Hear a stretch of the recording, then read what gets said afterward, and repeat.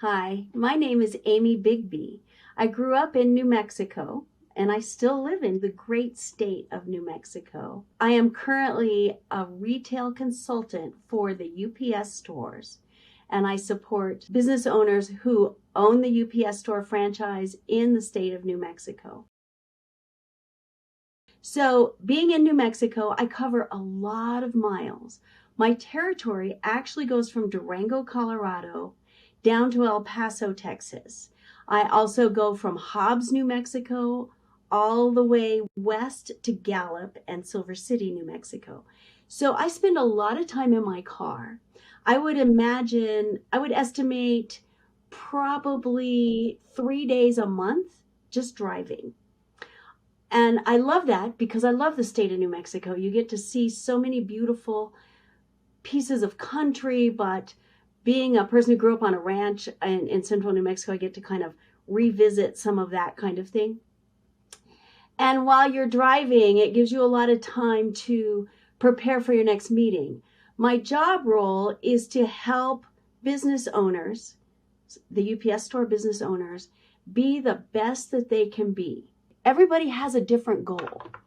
And so I get to ask people, what's your goal? What do you want out of this business? And then we can tailor a plan.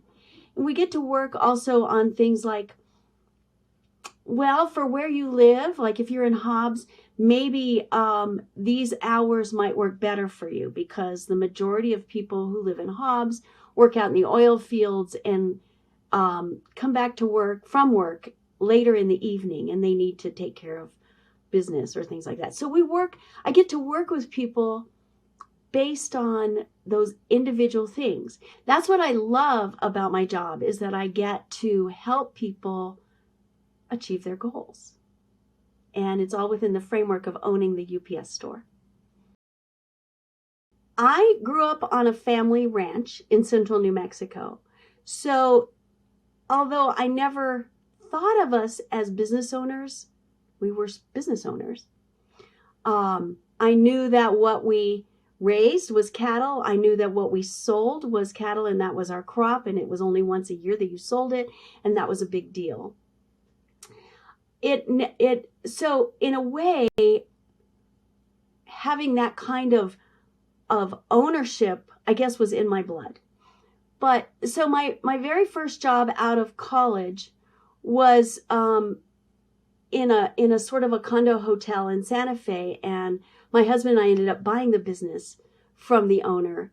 Then we moved to a very small town in Colorado, very small, 600 people, bought a jam and jelly business and a house. It was the cutest little house.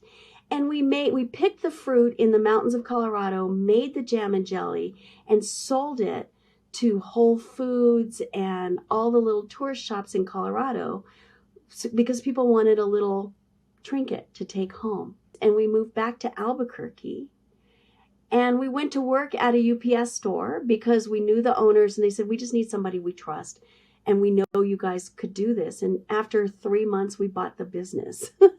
And so all that came about. And then in 2013, the prospect or the opportunity to be a retail consultant came up, and I struggled with that decision because I love my store. I loved making people happy. I loved making some money. I loved that feeling at the end of the day, and I thought, I won't get that. But then I thought, what if I can help more than just my business? And so that's what gets me going every day, is that there are 41 stores in my dispatch, from Durango to El Paso, Hobbs to Gallup, and I get to help 41 different people with their goals and help them do things. And that's been rewarding as well. I went to school in Encino. It was the smallest school in the state of New Mexico. We were fortunate in that we were only 15 miles from town, but there were many people who were 30 and 40 miles from town. So it was very small. We didn't have kindergarten because that was too hard for little kids to ride the bus that far. We had 1st through 12th. Our high school was 4 classrooms and a gymnasium. But I'll tell you that the long-term connections to the other 6 kids in my class, the other 40 kids, 7th through 12th, is really strong.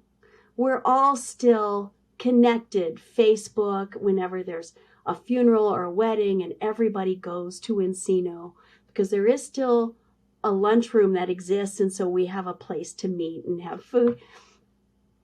That connection is very, very strong.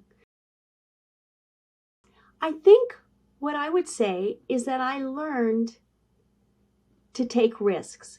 I learned that no matter that you came from the very smallest school and you never had any math past the first class, that you could still go on and do things. I learned that just because you're, from the smallest school or the poorest school or those kinds of things, if you want it, you can go get it.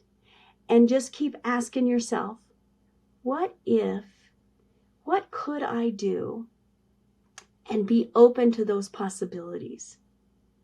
If you can say yes to any of those, you're good. Rather than that first question is like, well, I can't cause. Say, what if I did that? Let me try. That's what I would say to you.